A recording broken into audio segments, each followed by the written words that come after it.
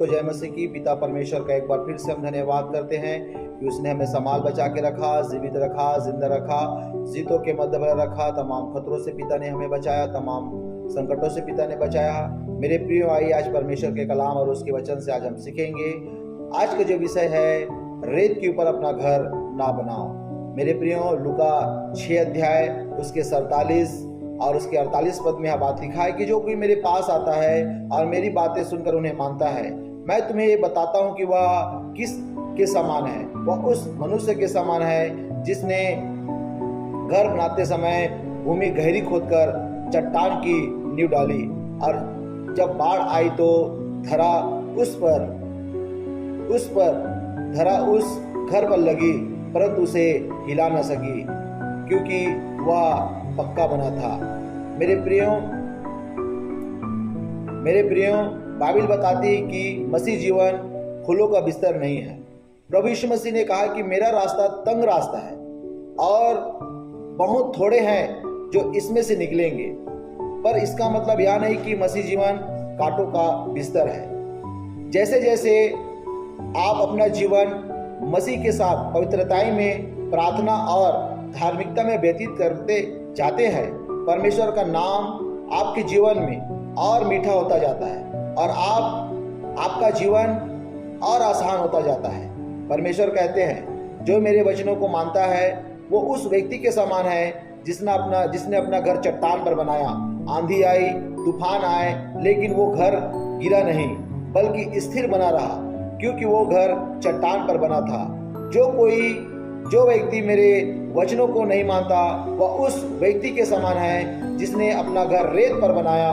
ऐसा घर जल्दी बंद हो जाता है और इसमें मेहनत भी नहीं लगती, लेकिन जब आंधी और तूफान आता है तो वो घर जल्दी ढह जाता है। और जिसने चट्टान पर घर बनाया तो वो बहुत मुश्किल से बनता है। जब रेत वाले घर बन चुका था तो वह अभी शुरू भी नहीं हुआ था।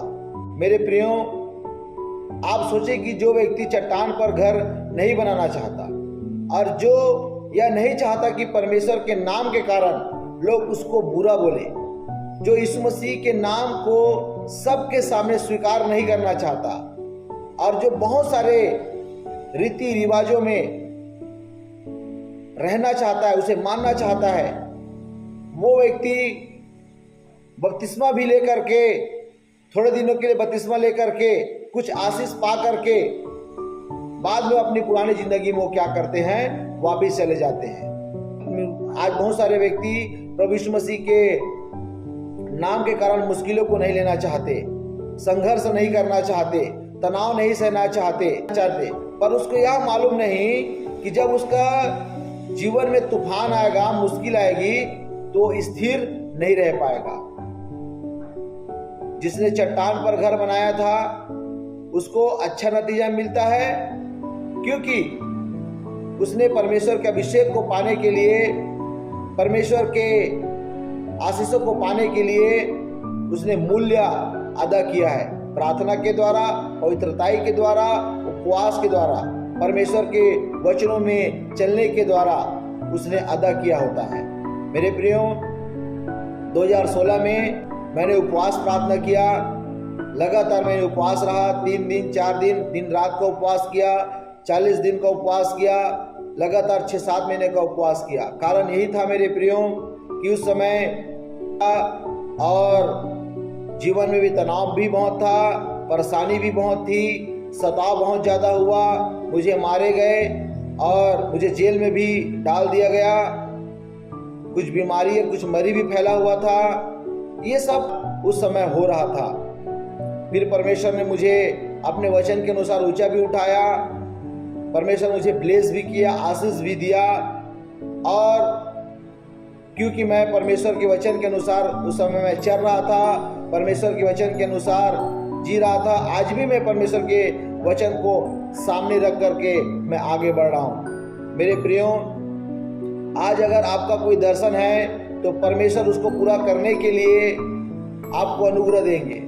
परमेश्वर आपके दर्शन को पूरा करने के लिए आपके साथ साथ चलेगा, लेकिन आपको मूल्य अदा करना पड़ेगा। मेरे प्रियो, जो वचन आपको करने के लिए मना करता है उसको आपको नहीं करना है, और जो वचन आपको करने के लिए कहता है उस वचन को आपको करना है, ताकि परमेश्वर आपको उस स्थान में लेके जा सके जहां प्रियो आपको जाना है। आप लगातार उपवास में, प्रार्थना में, पवित्रताई में जी करके, मूल्य अदा कर करके अपना घर जो है चट्टान पर बनाओ, ताकि परमेश्वर आपको बेहतर तरीका से आपको इस्तेमाल कर सके। आप चट्टान पर घर बनाएं, आप रेत पर घर ना बनाएं। आप बुद्धिमान मनुष्य की तरह रहें, मूर्ख मनुष्य की तरह ना रहें। ऐसा परमेश्वर आज हमें वचन के द्वारा हमें बता रहा है। इस वचनों के द्वारा आप सबको परमेश्वर आशीषित करे। आमीन। आइए प्रार्थना करेंगे। सर्वशक्तिमान परमेश्वर पिता, मैं आपका धन्यवाद करता हूँ कि आज आपने हमें वचन दिया।